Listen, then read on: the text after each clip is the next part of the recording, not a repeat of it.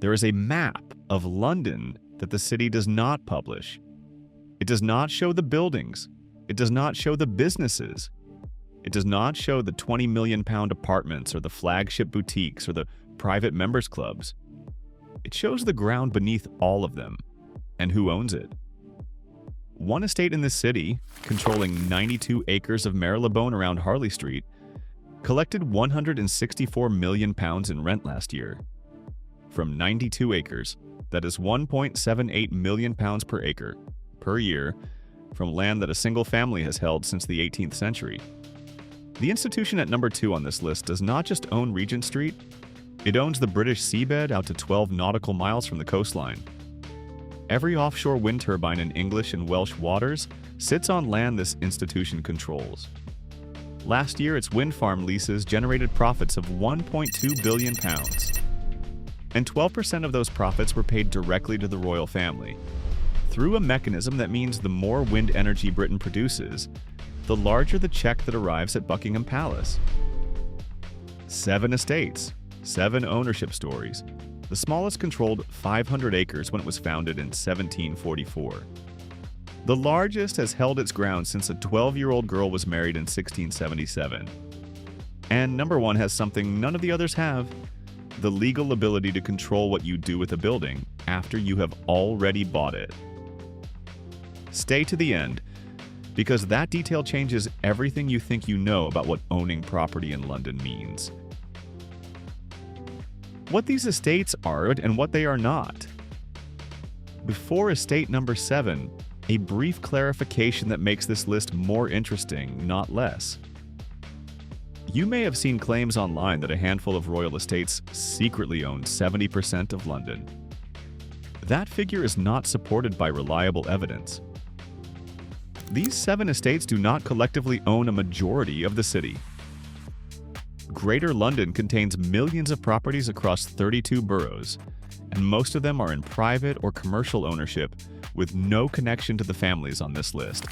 What these estates do own is a remarkable concentration of the most historically significant and most expensive land in a small number of specific central London postcodes. And in those postcodes, their influence on architecture, rents, retail, street design, and neighborhood character has been continuous for between 100 and 350 years. That is the real story. It is more precise than the headline, and it is considerably more interesting.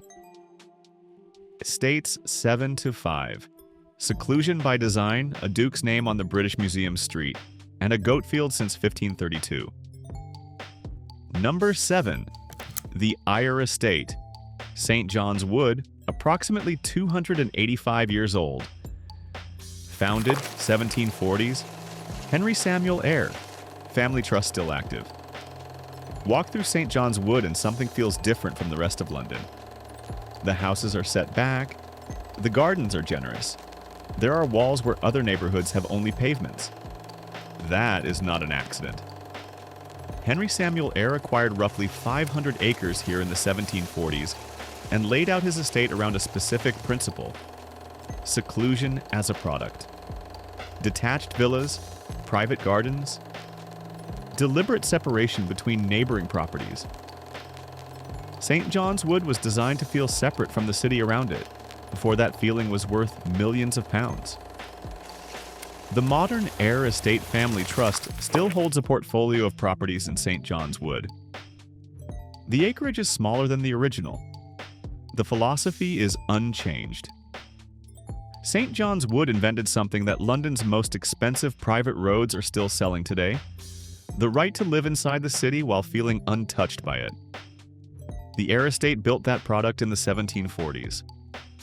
The premium for it has never stopped growing. Number 6. The Bedford Estate, Bloomsbury. Since 1669, approximately 200 properties. Russell Square, Bedford Square, Bloomsbury Square. The street names are the map: Bedford Square, Bedford Place, Bedford Avenue, Russell Square, Bloomsbury Square. The Russell family, the Dukes of Bedford, has held land in Bloomsbury since 1669.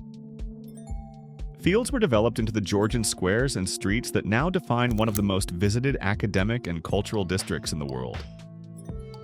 The British Museum stands on land whose immediate surroundings still trace back to the same family connection. Today, the Bedford Estates maintains approximately 200 properties, more than 550 residential flats, major office and educational space, hotel rooms, and interest in the famous garden squares including Russell, Bloomsbury, and Bedford. People have been born, worked, studied, and died in Bloomsbury for 3.5 centuries, while the land beneath them remained connected to the same family line. Buildings change, the tenants change, the family's name remains on the street signs. Number 5. The Portman Estate, Marylebone, since 1532, 110 acres, Oxford Street to Baker Street, nearly 500 years. The Portman family acquired their first parcel of Marylebone land in 1532. That year, Henry VIII was establishing the Church of England, Shakespeare's father was not yet born, and the American continent had been known to European maps for fewer than 40 years. The land the Portmans purchased then, approximately what one historical account describes as agricultural land used to graze livestock, is now 110 acres of central London, stretching from Oxford Street to the Marylebone Road. Nearly 500 years.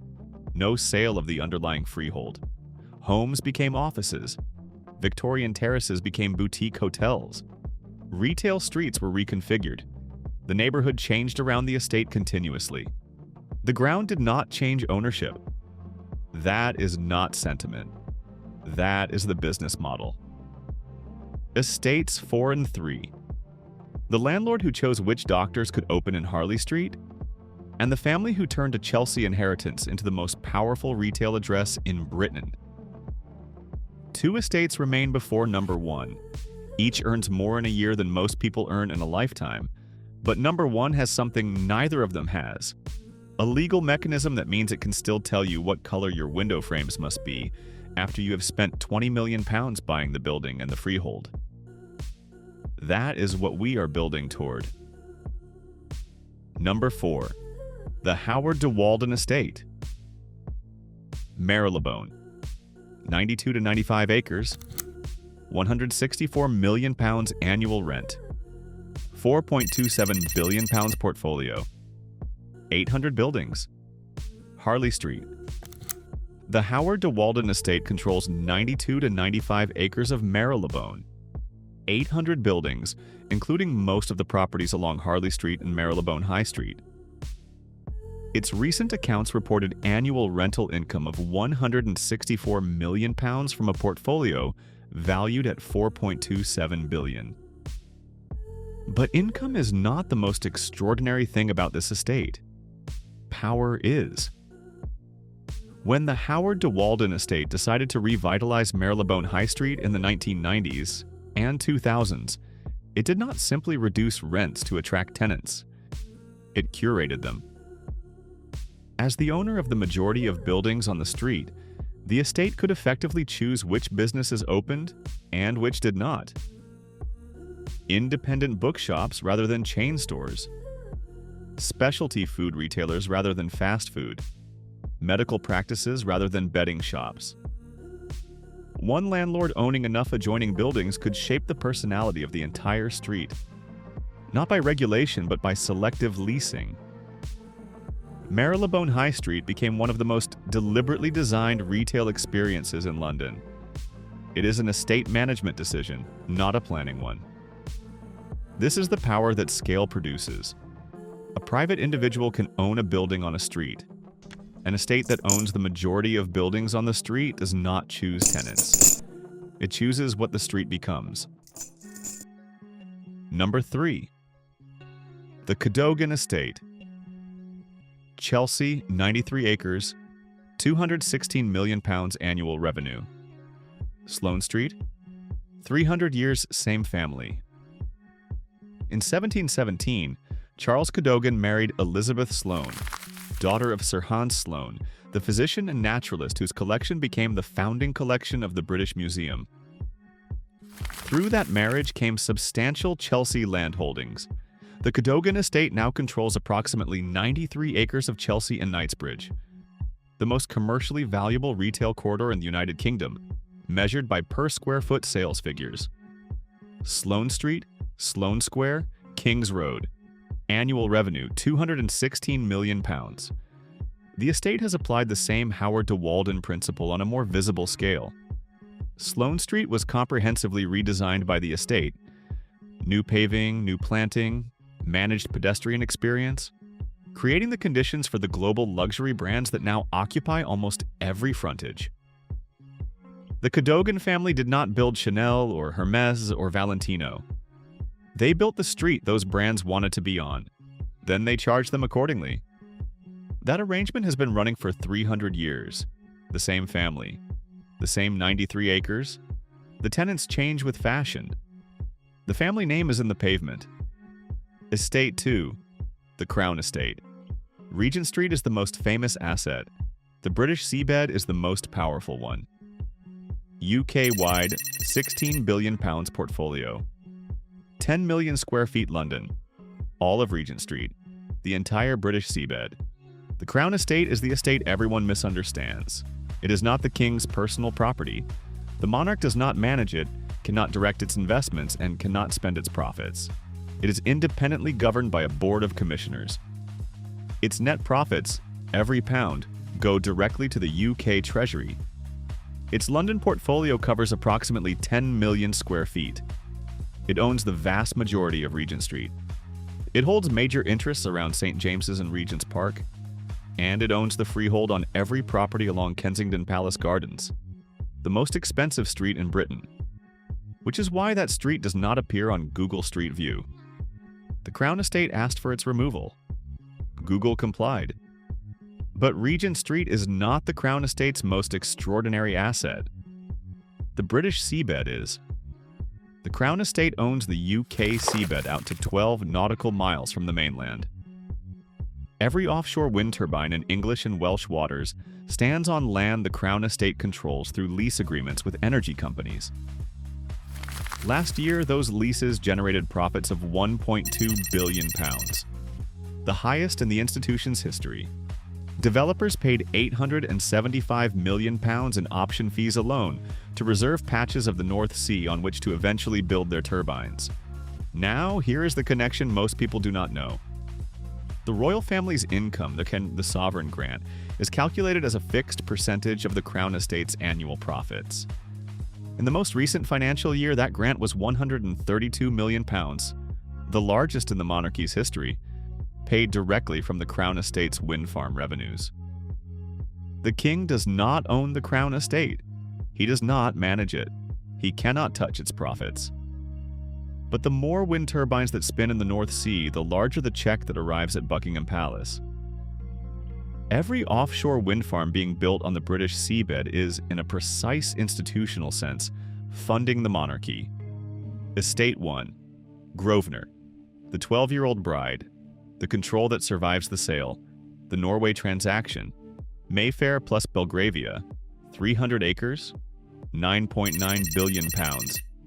Held since 1677. Never sold an acre. Godfather to 2 princes.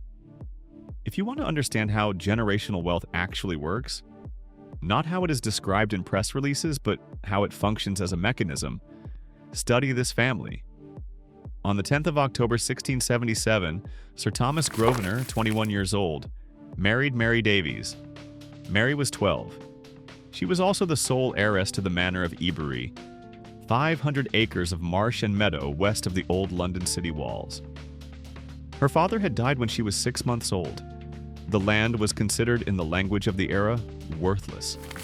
It was muddy ground beyond the city that nobody particularly wanted. The Grosvenors held it for 40 years while London grew west, toward them. From 1720, they began laying streets across what had been the manor of Ebury. They named everything after themselves and after Mary Davies's family. Grosvenor Square, Davies Street, Eaton Square, Belgrave Square, Chester Square.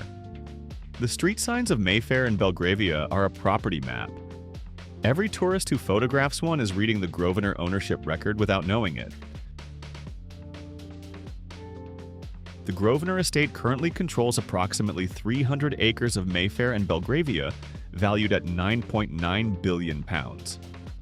The seventh Duke, Hugh Grosvenor, 33 years old, is godfather to both Prince George and Prince Harry's son, Archie.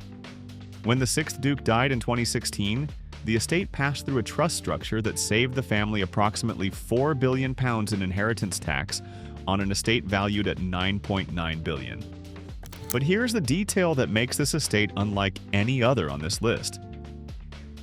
In areas covered by the Grosvenor, Mayfair, and Belgravia estate management schemes, certain external alterations to buildings require not only planning permission from Westminster City Council, but also written consent from Grosvenor.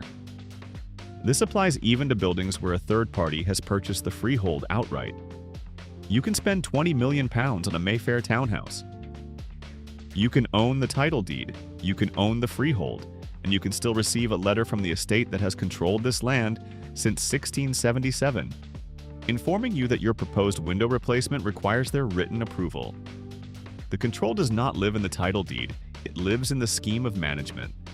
And that scheme predates every planning authority that has ever existed in London. In January 2025, Norway's sovereign wealth fund, the largest in the world at £1.4 trillion, paid £305.7 million for a 25% stake in 175 Mayfair buildings. The transaction was the largest single deal in Mayfair's documented history.